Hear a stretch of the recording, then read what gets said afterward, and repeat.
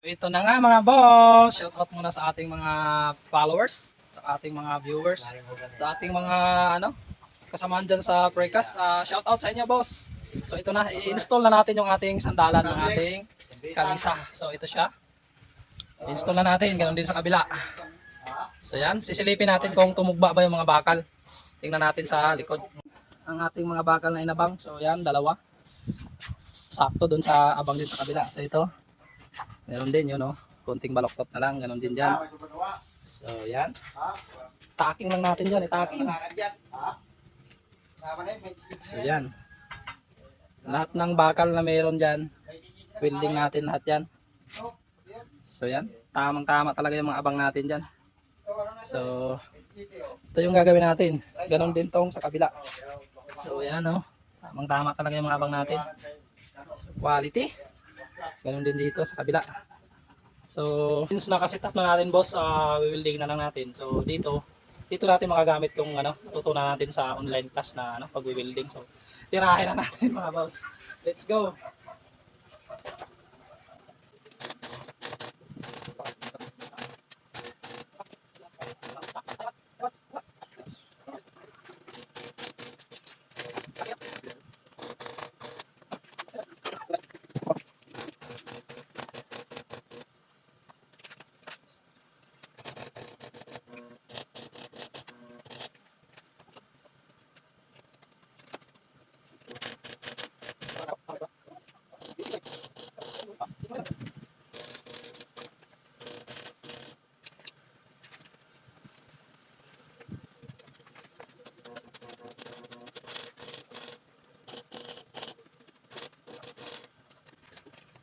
So yan mga boss, nataking natin. Huwag natin masyadong i-forward, baka lang tumibay, no? So goods na yan, tapal na.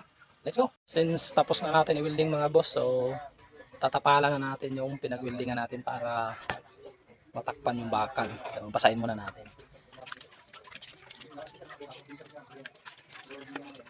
So yan, nabasa na natin. Practice na naman tayo mga boss.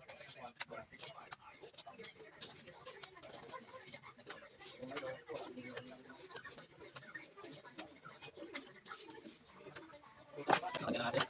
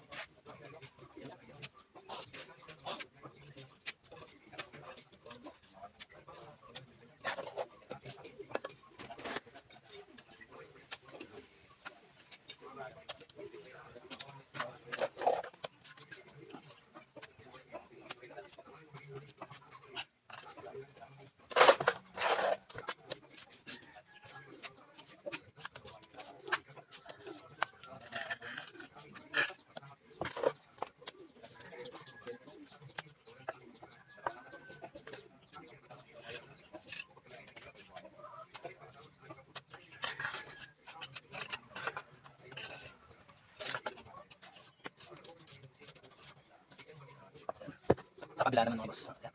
So yan mga boss, tapos na natin tapalan. So patibay na yan dahil natakpan na yung mga pinag-weldingan natin. Ayan. Sasabay na lang natin sa retouch yan, finish.